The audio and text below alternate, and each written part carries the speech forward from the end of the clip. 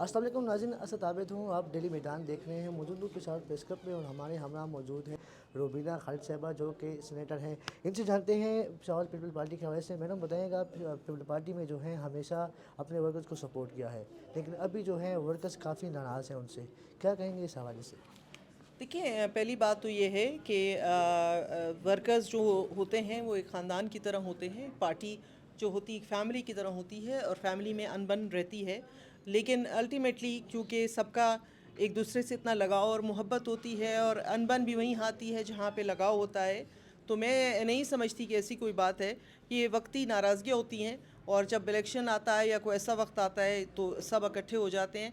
तो वैसे वो गुलदस्ता एक होता है, गुलदस्ते में हर तरह के फूल होते हैं, तो उसमें ऐसी कोई बात है नहीं। ये बताइएगा कि बिलावल साहब की जानिब से जो है पेशावर में वर्कर कन्वेंशन का इनेकाद हो रहा है, कब तक जारी रहेगा?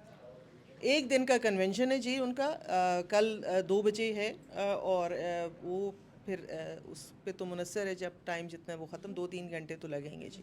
इलेक्शन की तैयारी के हवाले से बताइएगा, कितनी तैयारी जो है पीपल पार्टी की जानिब से हो चुकी है? पीपल्स पार्टी की फुल तैयारी है, और वाहिद जमात है पाकिस्तान पीपल्स पार्टी जो इस वक्त कह रही है कि इलेक्शंस की जो है बर वक्त होने चाहिए, फ्री एंड फेयर होने चाहिए।